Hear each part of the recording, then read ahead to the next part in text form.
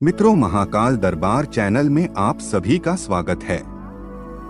मित्रों, एक नगर में भगवान शिव का एक भव्य मंदिर था, जहां हर वर्ष दूर दूर से भक्तजन शिवजी के दर्शन के लिए आते रहते थे। श्रावण का महीना था। दूर दूर से कावड़िए कावड़ लेकर भगवान शिव को जलाभिषेक करने आए हुए थे। मंदिर का परिसर भक्तों की भीड़ से भरा हुआ था। तभी अचानक आकाश में बिजलियां हुई और सोने का एक थाल उतरा। उसी के साथ एक भविष्यवाणी हुई कि जो कोई भगवान शंकर का सच्चा भक्त और प्रेमी होगा, उसी को यह थाल मिलेगा। मंदिर के परिसर में उपस्थित सभी लोगों ने यह भविष्यवाणी सुनी। धीरे धीरे सभी इकट्ठे हो गए। जो लोग मंदिर की व्यवस्था देखते थे, उन्हें तो पूरा विश्वास था कि यह थाल हमें मिलेगा, इसलिए वे सबसे आगे जाकर खड़े हो गए। सबसे पहले एक पंडित जी आए और बोले, देखिए, मैं प्रतिदिन महादेव का अभिषेक करता हूँ। मैं ही भोलेनाथ का सबसे निकटवर्ती प्रेमी और भक्त हूँ, इसलिए थाल मुझे मिलना चाहिए। इतना कहकर पंडित जी ने थाल उठाया। जैसे ही पंडित जी ने थाल उठाया, थाल पीतल का हो गया। यह देखकर पंडित जी बड़े लज्जित हुए। उन्होंने थाल यथास्थान पर रखा और वहां से निकल गए। इसी प्रकार वहां उपस्थित सभी पंडितों ने खुद को आजमाया, लेकिन शायद उनमें से कोई भी सच्चा भक्त नहीं था। उन्हें भी थाल यथास्थान पर रखकर चले जाना पड़ा। इसके बाद उस नगर के राजा का आगमन हुआ।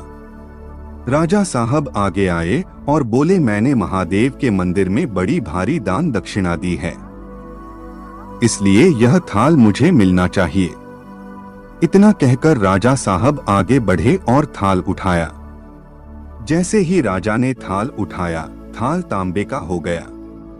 यह देखकर महाराज भी लज्जित हुए और थाल यथास्थान रखकर एक तरफ खड़े हो गए। इसके बाद इसी तरह एक से बढ़कर एक दानी महात्मा और भक्त पधारे और थाल उठाया, लेकिन किसी के हाथ में कुछ और किसी के हाथ में कुछ हो गया, लेकिन सोने का नहीं रहा। तब लोगों को पता चला कि हम में से कोई भी महादेव का सच्चा भक्त नहीं है। उसी समय एक किसान का आगमन हुआ। वो बेचारा महीनों बाद आज चातुर्मास के सोमवार के शुभ अवसर पर शिवजी के दर्शन करने आया था। गरीबी और गृहस्थी के बोझ तले दबा दिन रात खेतों में मेहनत मजदूरी करके अपना और अपने परिवार का गुजारा करता था। अभी रास्ते में आ ही रहा था कि कोई भिखारी मिल गया और कुछ खाने को मांगने लगा। इस किसान को दया आ गई। अपने खाने के लिए जो खाना लाया था, वो उसने उस भिखारी को दे दिया। थाल के बारे में इसने भी सुना था, लेकिन इसने उस ओर कोई ध्यान ही नहीं दिया। सीधा मंदिर में गया और महादेव का पूजन करके बाहर आ गया। परिक्रमा करके जाने को हुआ, तभी पीछे से एक व्यक्ति बोला, भाई तुम भी थाल को उठाकर देख लो, हो सकता है तुम ही वह सच्चे भक्त हो जिसके लिए यह थाल आया है। किसान को लगा वह व्यक्ति उसका मजाक बना रहा है। किसान ने हंसते हुए कहा, भाई मैं तो कभी कोई पूजा पाठ भी नहीं करता, महीनों ने एकाध बार मंदिर आ पाता हूँ, मैं काहे का सच्चा भक्त। वह अजनबी बोला, भाई हम तो देख चुके हैं, हमारी भक्ति तो दो कौड़ी की भी नहीं है।